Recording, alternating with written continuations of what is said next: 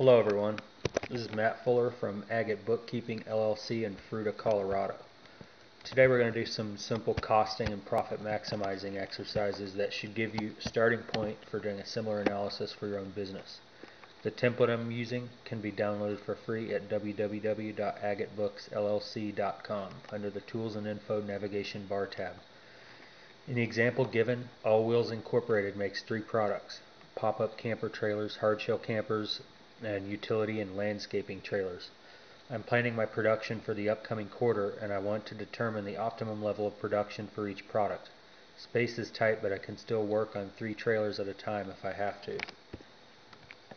The direct costs I'm tracking are 5x8 trailers, 6x12 trailers, fiberglass, resin, angle iron, 2x2s, 8x10 sheets of plywood, stretch steel, sandpaper, wire grinding wheels, and a 1099 welder, contract welder. By the way, if you want to use this template but don't want to track as many costs, then you can just zero out the ones that you don't need. I don't recommend tracking immaterial costs. I could have left out these wire grinding wheels because they are barely 1% of the cost of any one of my products. And I'm not going to put down things like staples that I use to secure the wiring, or 2-inch screws, because money isn't so tight that I can't just pick up a pack at the hardware store on the way to the shop.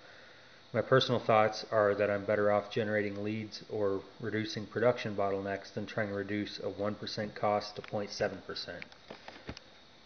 To get started, I have entered down here the maximum capital that I'm willing to invest in these raw materials, which for simplicity's sake is $45,000, and the minimum profit would at least include your overhead and other unallocated costs, and in a perfect world would be well above your break-even point, but for now I'm going to set minimum profit also at $45,000 even.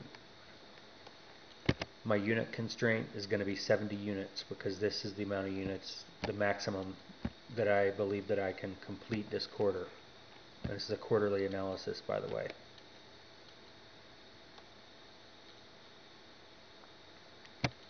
Here I've entered the amount of materials that All Wheels will use in the manufacture of each product, as well as the listing price.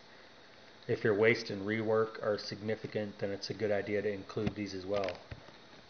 So the solver add-in has to be enabled in the dialog under the File Options add-in menu, and when it's enabled it will be to the far right in the Data tab.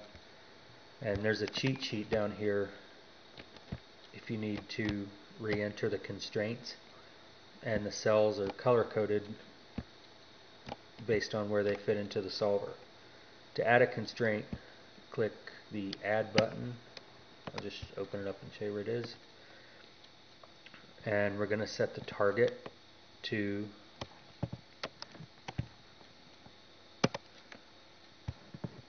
$0.39 because I want to maximize gross profit.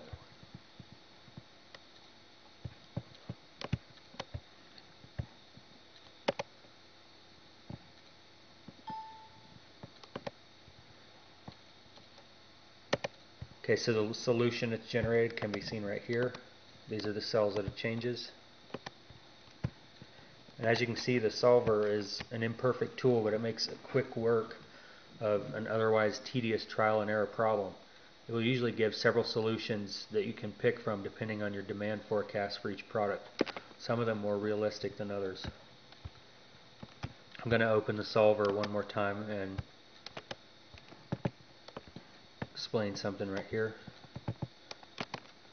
So I have these cells right here, this F37 to F9, set to at least be 20% of the total units produced, because if I try to maximize gross profit without some kind of constraint on these, without telling it to produce at least some of these units, it's going to cut off my arm to lose weight. It's going to take the max, the product with the highest margin, and it's going to create 70 of those and 0 of the others. So it's important, if I want to maintain a kind of equilibrium on my product mix, that I tell the solver to include at least some units of lower margin products. As you can see, my lower margin product is right here. Lowest margin, it's utility and landscaping trailers.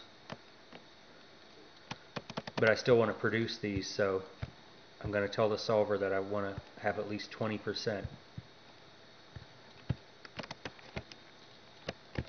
So a few quick words about the solver to those of you who are using other templates. As I found out the hard way, the add-in will work inconsistently if you use decision-making functions such as max, min, vlookup, choose, index, match, or the if statement. Also, if you try to use constraints that are not located on the same worksheet as the objective cell, if one of my constraints is located on this page, then the solver is going to forget their location when I close and reopen it. The cost analysis page is an itemized listing of the cost drivers and their effects on the total cost of the product. Due to the functional limitations I mentioned previously about the solver, the discounts are figured on this page after the solver is finished, so gross profit is always going to be slightly higher and the cost slightly lower than the solution produced by the solver. I hope you've gained some useful knowledge from this tutorial, and thanks for watching.